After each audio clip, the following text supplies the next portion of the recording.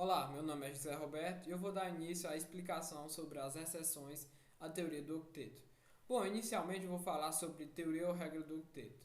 Bom, temos que a teoria do octeto, ela define que um elemento, para ele se estabilizar, ele precisa de 8 elétrons na sua camada de valência.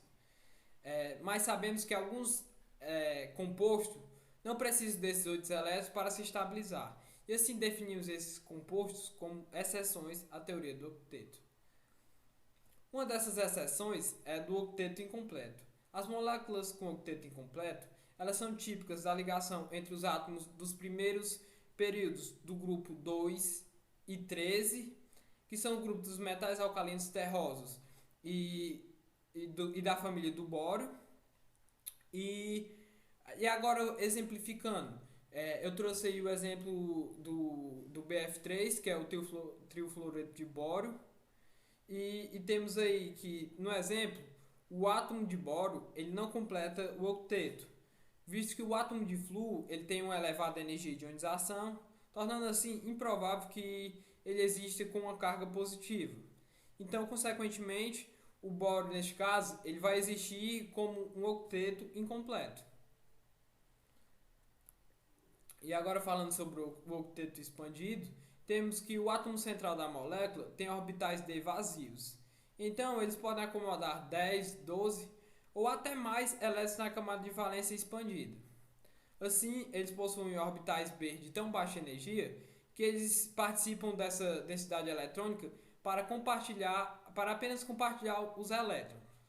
E agora, exemplificando os octetos expandidos, eu coloquei o fósforo e o enxofre, mas eu vou falar especificamente do fósforo. É, Aí na imagem podemos ver que o fósforo é o elemento central desse composto e ele realiza 5 ligações covalentes. Logo, uma vez que o átomo de fósforo compartilha 5 pares de elétrons, ele fica com um total de 10 elétrons na sua camada de valência. Ou seja, ele não seguiu a regra do octeto, mas obteve uma expansão do seu octeto. Então esse foi o exemplo do fósforo no octeto expandido. E agora vamos falar sobre o octeto ímpar. Se a quantidade de elétrons na camada de valência ela der um número ímpar, então esse elemento ele não vai seguir a regra do octeto, ou seja, ele vai ser definido como octeto ímpar. E como exemplo de octeto ímpar, temos aí o dióxido de cloro, o óxido de nitrogênio e o dióxido de nitrogênio. E agora falando sobre as limitações da regra do octeto, temos que geralmente a regra do octeto ela prevê tendência nas propriedades, mas ela não fornece uma boa precisão na força e no comprimento das ligações.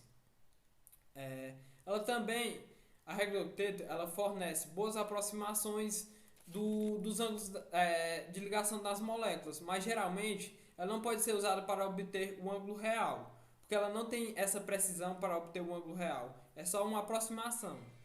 E ela também não escreve uma estrutura correta para muitas moléculas, onde a ressonância é importante, e não prevê o comportamento correto das moléculas.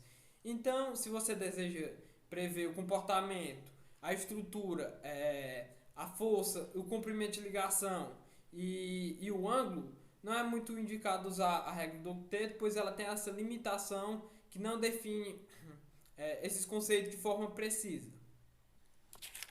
Bom, essa foi minha apresentação.